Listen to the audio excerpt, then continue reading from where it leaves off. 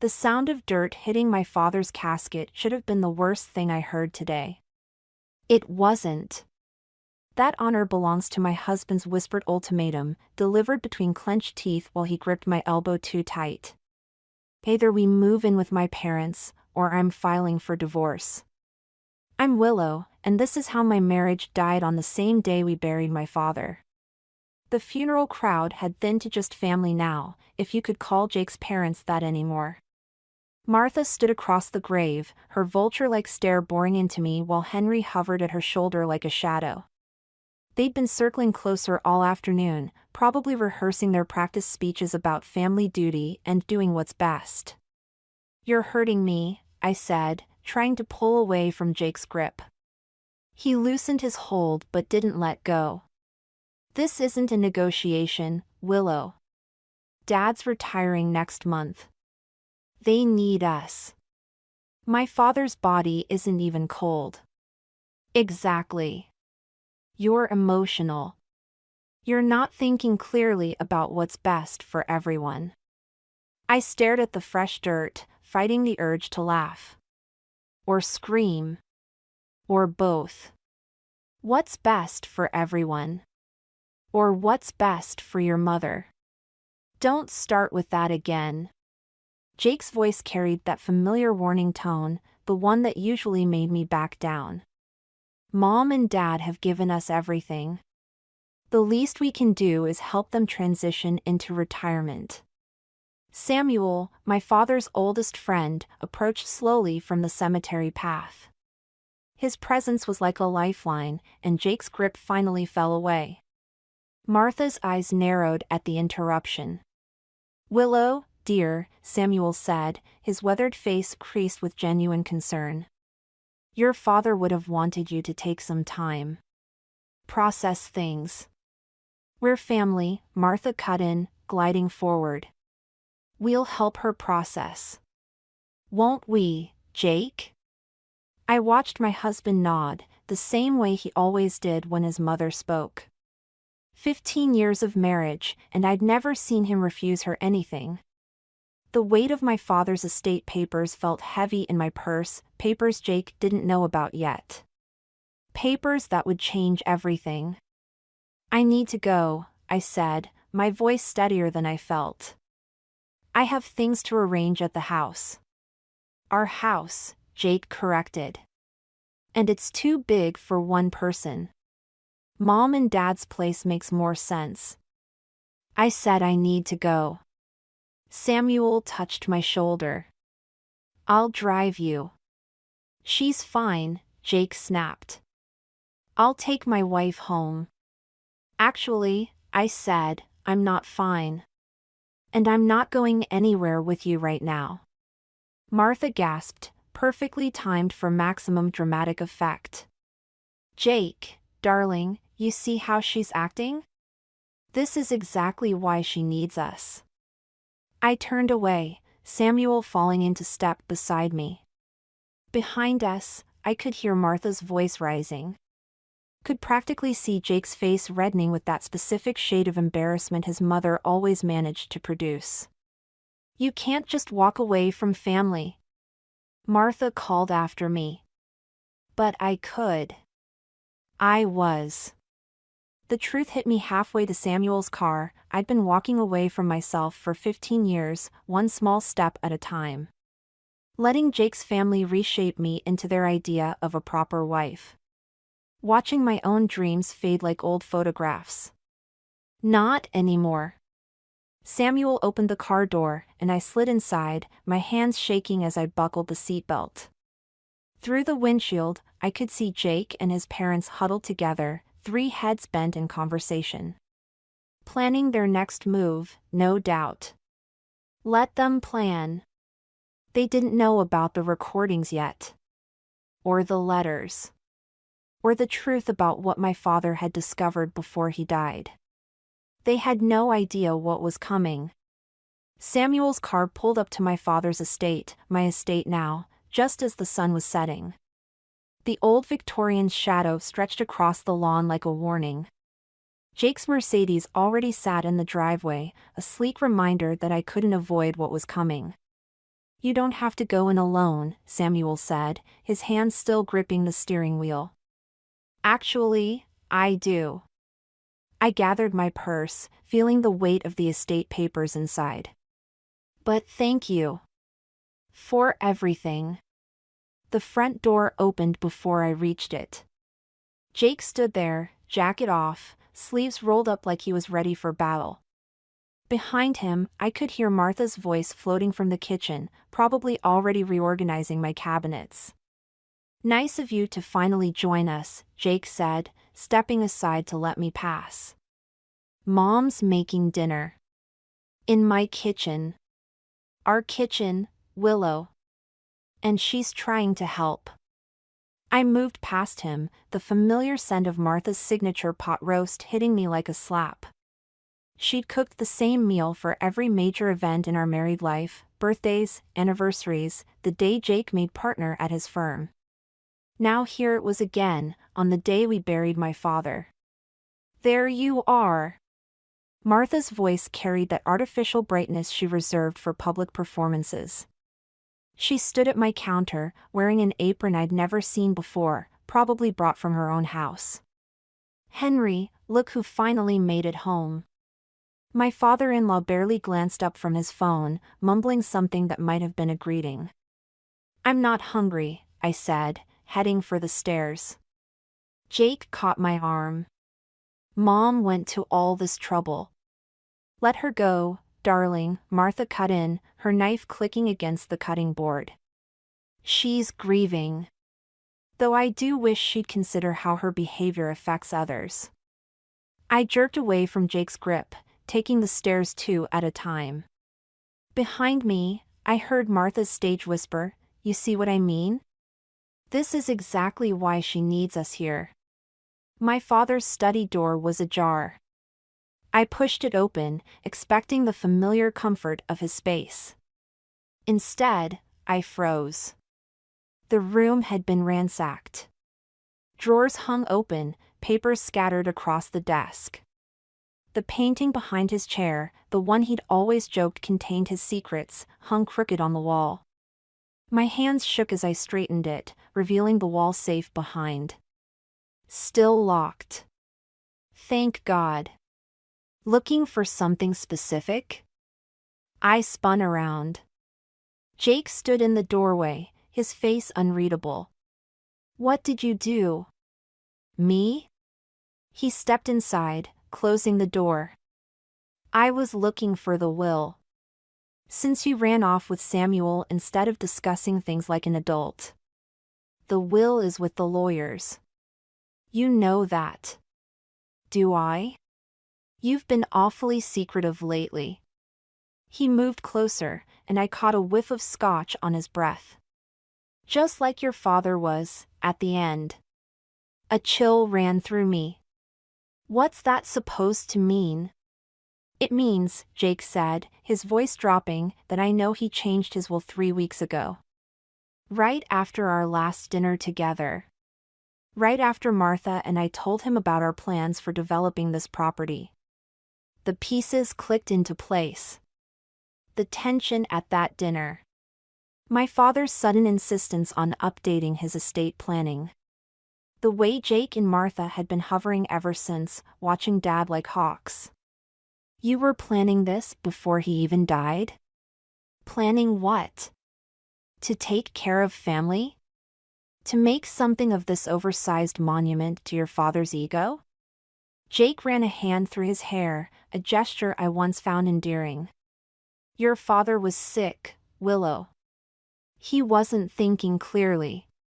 Footsteps creaked on the stairs, followed by Martha's voice, everything all right up there? Fine, Mom, Jake called back, his eyes never leaving mine. Willow's just having a moment. I moved toward the door, but he blocked my path. We're not done here. Actually, I said, I think we are. On several levels. His laugh was ugly. You really want to do this? Fight me over a house and some land? Because I promise you, Willow, you won't win. I thought of the recordings in my purse. The letters. The truth about what Jake and his family had been planning all along. "We'll see about that," I said, pushing past him into the hallway. Martha stood at the top of the stairs, concern painted perfectly across her face. "Dinner's ready, dears. Why don't we all sit down and talk about this like family?" Family. The word had never sounded more like a threat. The blueprints spread across Samuel's kitchen table might as well have been a death sentence for my father's estate. Architectural drawings showed modern buildings sprawling across the land, cutting through gardens my father had tended for 30 years. The date in the corner, 3 months ago, burned into my vision. "Jake had these drawn up before Dad even got sick," I said, my fingers tracing the sharp lines that would destroy everything my father built. "Look at his signature here.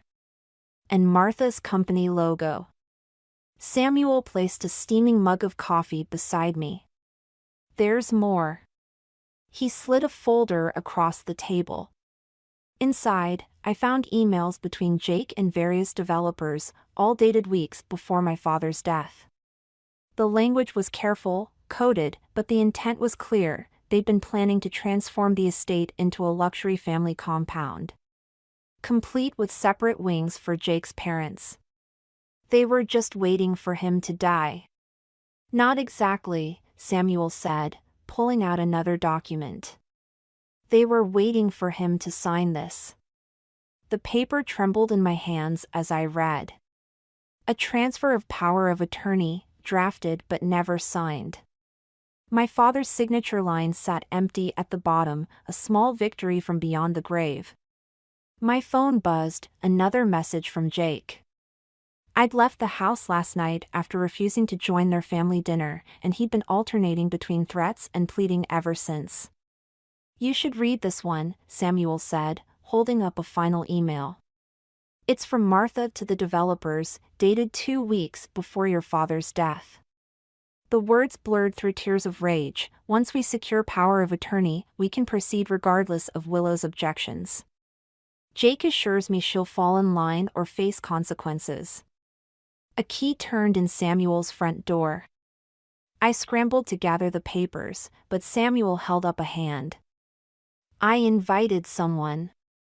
Henry stepped into the kitchen, looking smaller somehow without Martha hovering nearby. His eyes fell on the blueprints. "So you found them," he said. "Did you know?" I demanded. "The whole time, did you know what they were planning?" He sank into a chair, suddenly every bit his 62 years. "Martha said it was for the best. That we'd all be together, like a real family should be. By destroying my father's home? Your father." Henry's laugh was bitter. "Do you know what Martha called him? The obstacle." Every night, planning and plotting, while I sat there watching my wife and son turn into people I didn't recognize. My phone buzzed again. Jake's message flashed across the screen. "Mom's lawyers are ready. Don't make this harder than it needs to be." "They're meeting with contractors today," Henry said, pulling out his own phone. "Martha thinks she's won already. She's picking out paint colors for her wing of the house." I stood up so fast my chair toppled backward. "They can't. The property isn't even." "They don't care," Henry cut in. "They never have. It's always been about control. Martha's control. And Jake." He shook his head. "Jake never learned to say no to her." Samuel touched my arm. "Show him." I pulled out my father's last letter from my purse, the one I'd found in the safe after Jake's failed search. Henry read it slowly, his face growing paler with each line. "Your father knew," he whispered. "All this time, he knew what they were planning. And he left me everything I need to stop them." I gathered the blueprints and emails. "The question is, Henry, whose side are you really on?" He stared at his hands for a long moment. When he looked up, Something had shifted in his eyes. "Martha's at the estate now," he said. "She's meeting the contractors at noon. She thinks." He swallowed hard. "She thinks she's finally winning." "She's not," I said, checking my watch. "Because in exactly 45 minutes, I'm going to show her what losing really looks like." Samuel picked up his car keys. "I'll drive." Henry stood, straightening his shoulders. "I'm coming too." It's time someone stood up to Martha. Even if it has to be me. My phone buzzed one final time.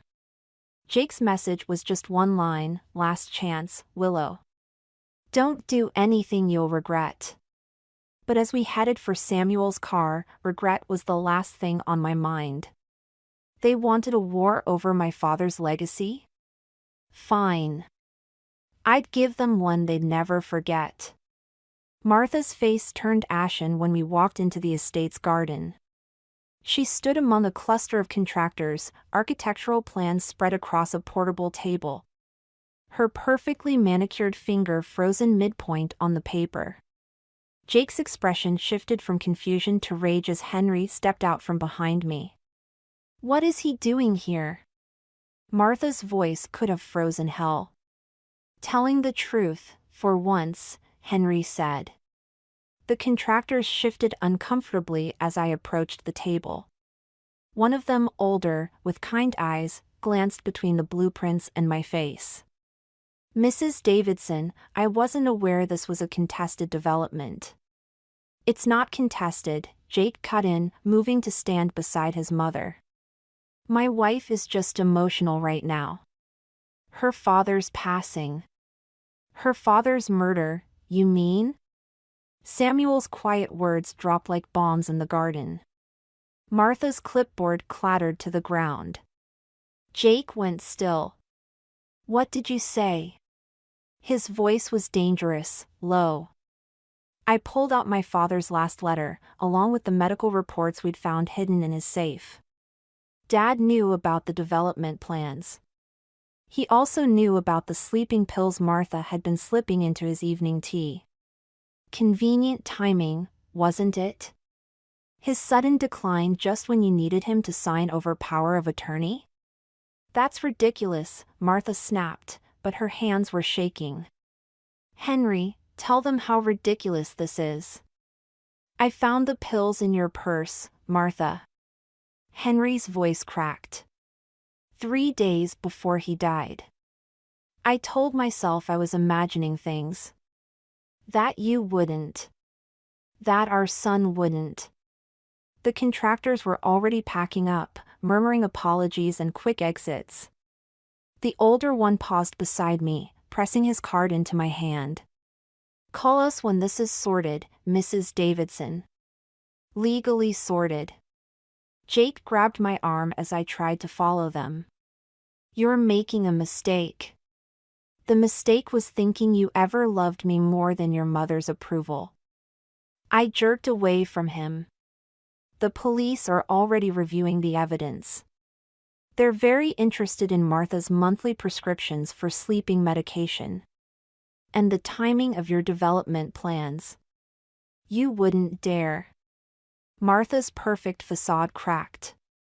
"After everything we've done for you." "Done for me?" The laugh that escaped me didn't sound like my own.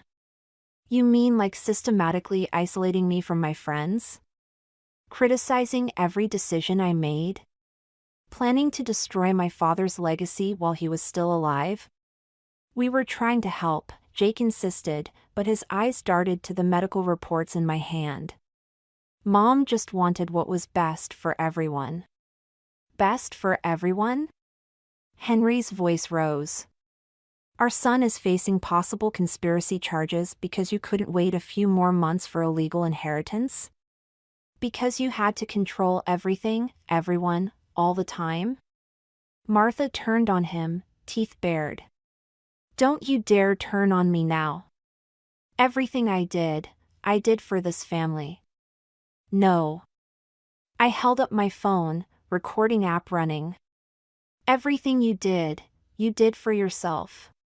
And now everyone's going to know exactly what kind of person you are.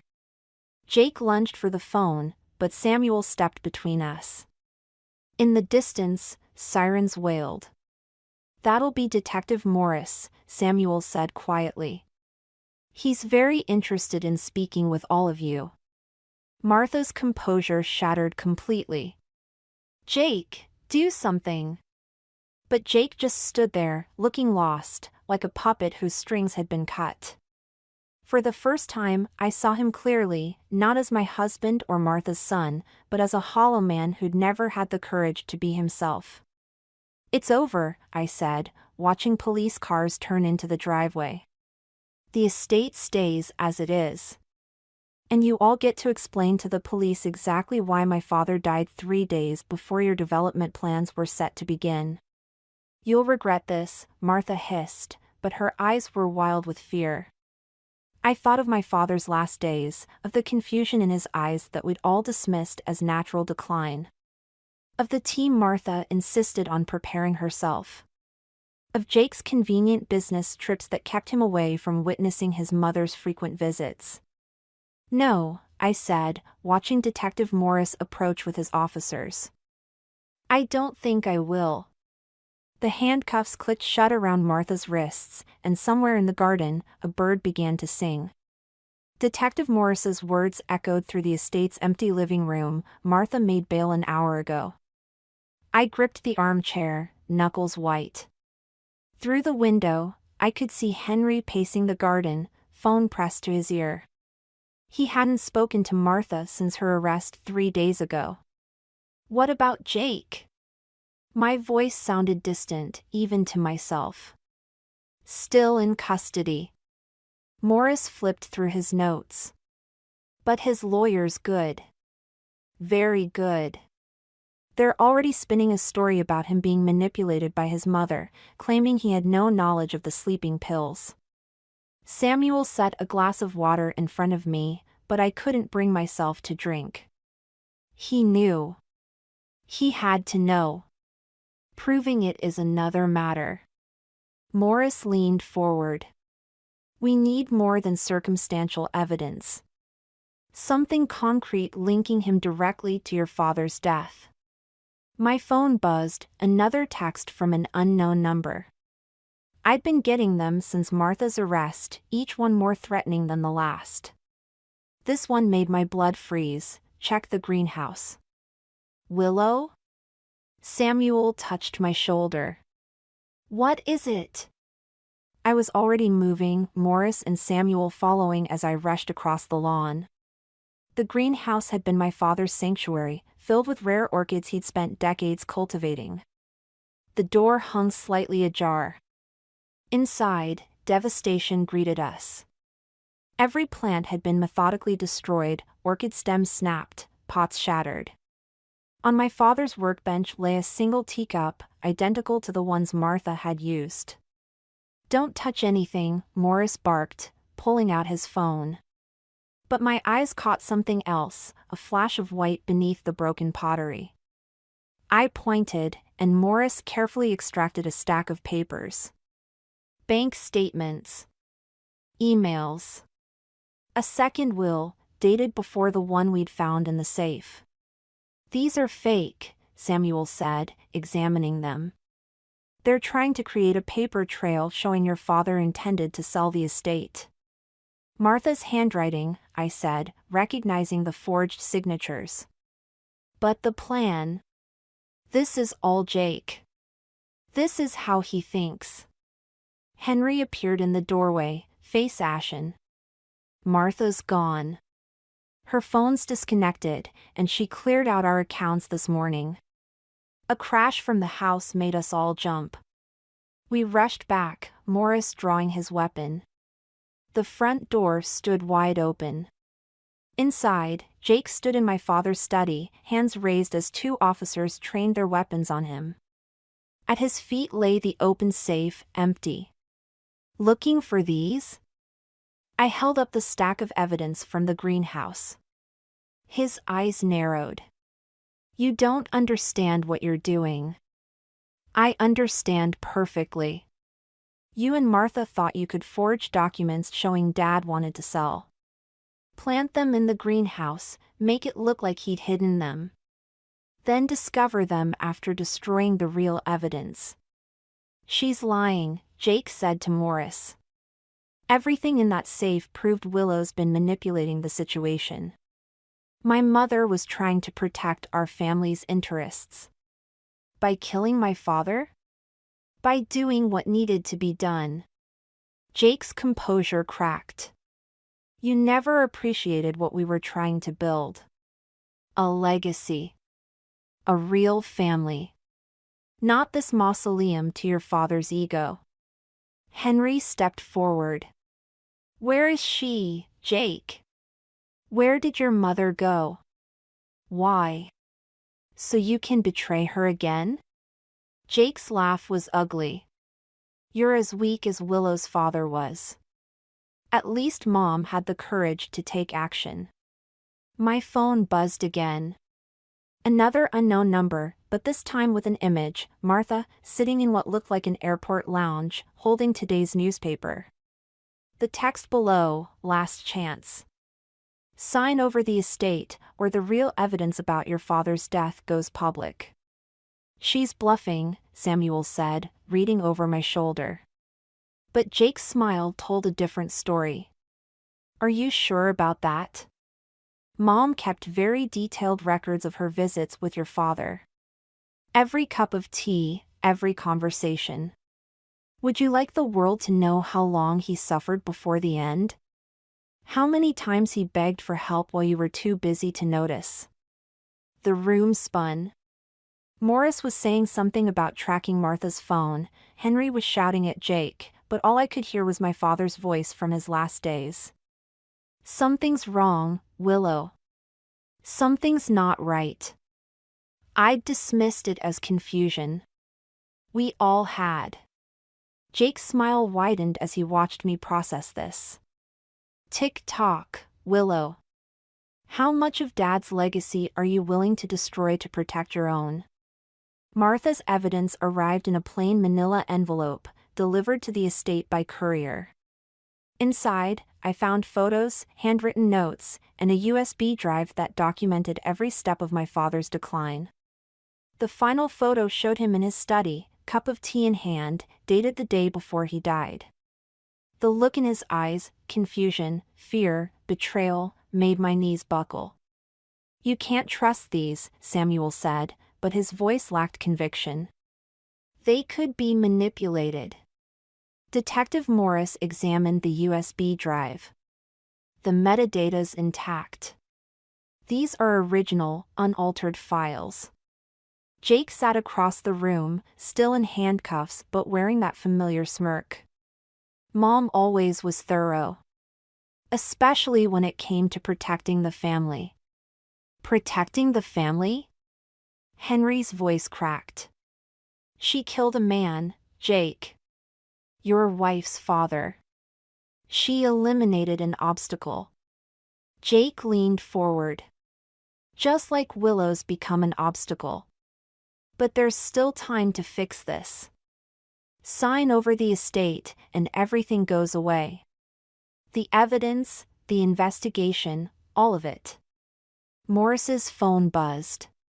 He stepped away to take the call, then returned looking grim.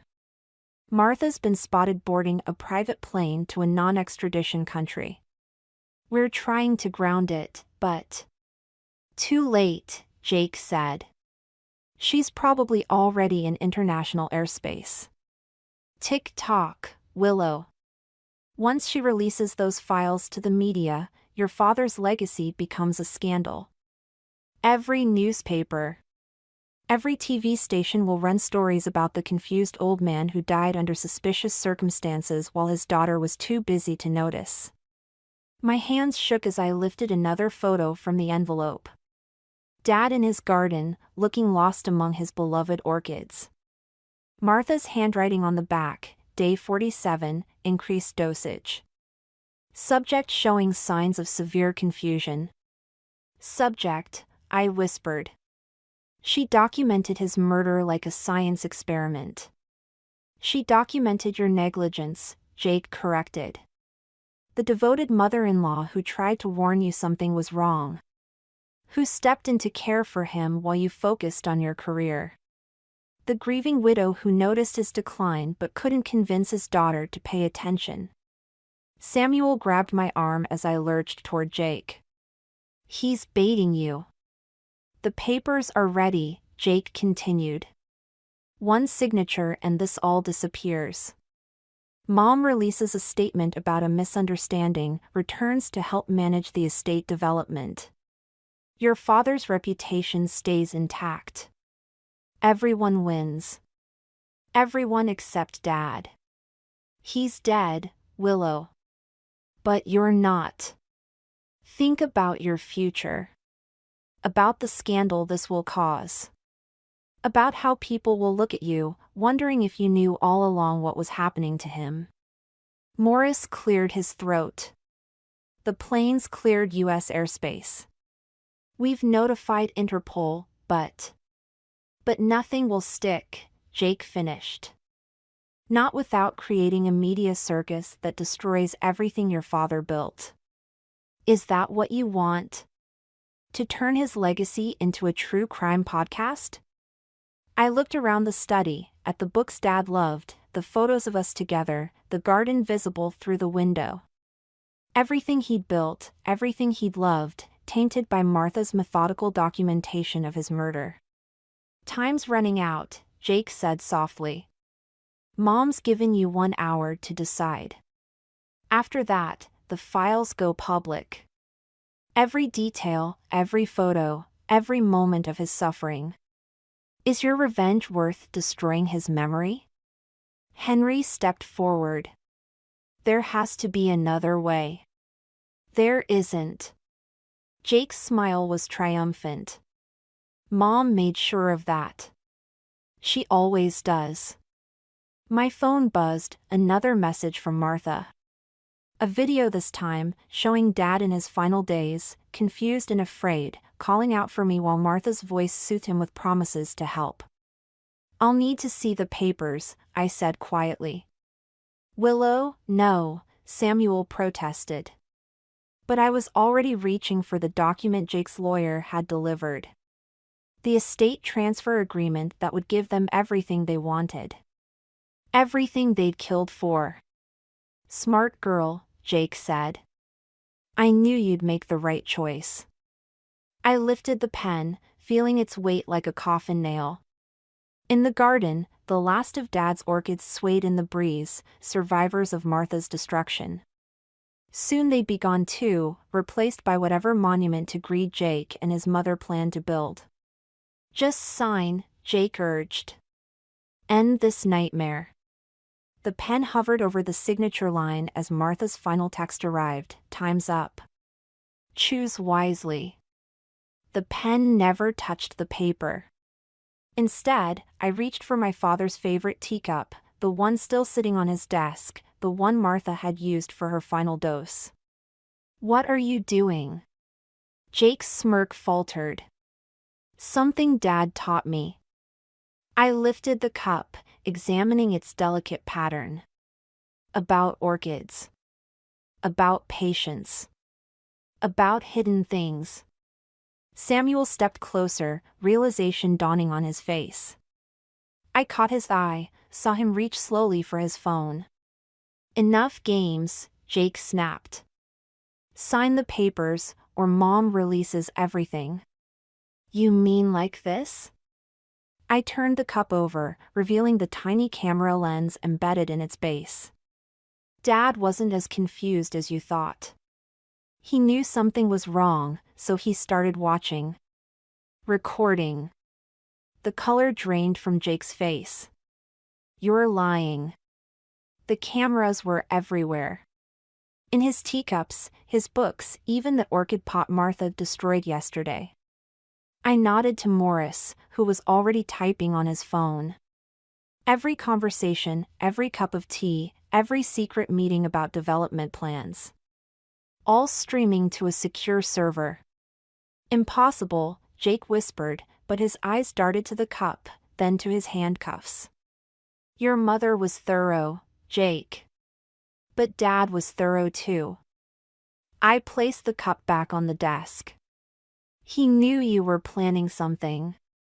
He just didn't expect his own family to kill him for it. Martha's voice suddenly filled the room from Morris's phone, streaming the server's contents. Just drink your tea, Richard. Jake and I have everything under control. Jake lunged forward, despite his restraints. Turn it off. Can't do that, Morris said, nodding to his officers. This is evidence now. All of it. You don't understand, Jake's voice cracked. Mom will release everything. The photos, the videos. Let her. I stepped closer, close enough to see the fear replacing his arrogance. Let the world see what she documented. What you helped cover up. Every file she releases will match perfectly with Dad's recordings, except to show the whole truth. Samuel's phone buzzed. Martha's plane just turned around. Interpol's orders. That's impossible, Jake said. She has diplomatic immunity. Had, Henry cut in, holding up his own phone. I just spoke with our family lawyer. Seems Martha's immunity was tied to my position on the diplomatic corps. The position I resigned from 10 minutes ago.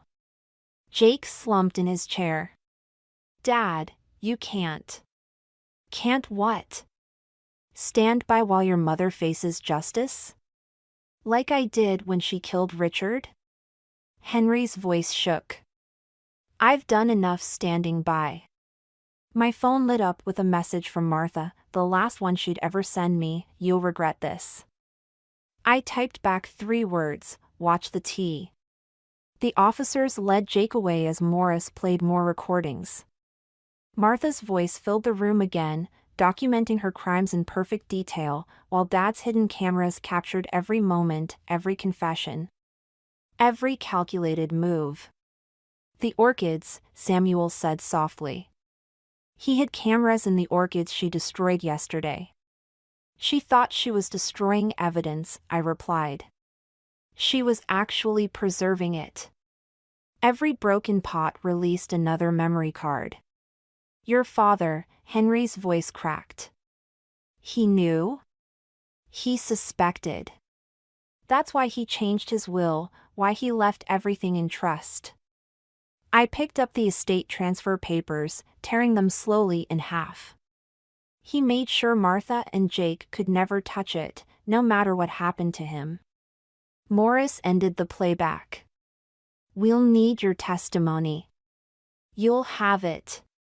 Every detail. I looked around the study, at the home Martha had tried to steal, at the legacy she tried to destroy. Let her release her evidence. Let everyone see exactly what kind of person she is. Samuel touched my shoulder. Richard would be proud. No, I said, watching Jake's police escort disappear down the driveway. He'd be heartbroken. But he'd understand. In the garden, through the study window, I could see the surviving orchids swaying in the breeze. Dad's final witnesses, keeping their secrets safe until the moment of truth. Just like he taught me. The verdict came down like thunder in the quiet courtroom. Martha's face remained stone still as the judge read out her sentence, but her hands trembled, rattling her handcuffs. Jake wouldn't look at me, wouldn't look at anyone. His earlier bravado dissolved into something smaller, more fragile. Henry sat beside me, shoulders bowed but steady. He testified against them both, his quiet voice carrying more weight than Martha's theatrical protests or Jake's rehearsed excuses. Outside, reporters waited with their questions about justice and closure, about healing and moving forward. They didn't understand. Some wounds don't heal, they just become part of who you are. Back at the estate, I found Samuel in the greenhouse, carefully tending the surviving orchids. New growth had emerged from the broken stems, tiny green shoots reaching toward the light. "Your father's last letter," he said, holding out a weathered envelope. "He asked me to wait until after the trial." The paper felt warm, alive somehow. Inside, I found a single page covered in Dad's familiar scrawl. "My dearest Willow. If you're reading this, then the worst has happened, and you've discovered the truth about Martha and Jake. I'm sorry for the burden I've placed on you, for the choice I made in documenting everything instead of confronting them directly. But I knew they'd never stop, never be satisfied until they'd taken everything. The cameras weren't just about gathering evidence. They were about teaching you one last lesson, that truth, like the orchids we loved, requires patience, careful tending, and the courage to wait for the right moment to bloom. I've left you more than just the estate. I've left you the strength I always saw in you, even when you couldn't see it yourself. The strength to stand alone, to face hard truths, to protect what matters most." In the greenhouse, behind the broken pottery and Martha's destruction, you'll find something I've been working on. A new hybrid orchid, years in the development. I've named it Willow's Justice, because like you, it thrives not in spite of adversity, but because of it. Plant it. Watch it grow. Let it remind you that even in our darkest moments, beauty finds a way. All my love. Dad. Samuel touched my shoulder. "There's something else you should see." He led me to the back of the greenhouse, where a single pot sat hidden behind the wreckage. Inside, a stunning orchid bloomed, petals white as truth, streaked with veins of deep purple like justice finally served. He finished it just before. Samuel's voice trailed off. "The genetics are completely unique. It's officially registered with the Royal Horticultural Society. Your father's final legacy, and yours." My phone buzzed, a message from Detective Morris. Martha's private plane had been seized, her offshore accounts frozen. Jake's law firm had stripped his name from their partnership. Their carefully constructed world was crumbling, one piece at a time. I switched off the phone. "Help me clean up this mess?" I asked Samuel, gesturing to the broken pots and scattered soil. He smiled, understanding what I wasn't saying. Sometimes healing starts with simple things: dirt under your fingernails, broken things made whole, new life emerging from decay. We worked in comfortable silence, clearing debris and salvaging what we could. Henry joined us later, his diplomatic polish replaced by workman's gloves and determination. Together, we rebuilt what Martha had tried to destroy, making space for something new to grow. As the sun set, I placed Willow's Justice in the center of the greenhouse. Its petals caught the fading light, transforming it into something almost otherworldly, beautiful and resilient, like truth finally set free. Dad was right. Some things require patience, careful tending, the courage to wait. And some things, like justice and orchids and healing, bloom in their own time, in their own way. I touched a perfect white petal, feeling its strength beneath the delicate surface. Tomorrow would bring more questions, more reporters, more pieces to pick up. But tonight, in this greenhouse my father loved, surrounded by broken things growing whole again, I finally understood what he'd known all along. The most powerful legacy isn't in what we leave behind, but in what we help others become strong enough to grow for themselves.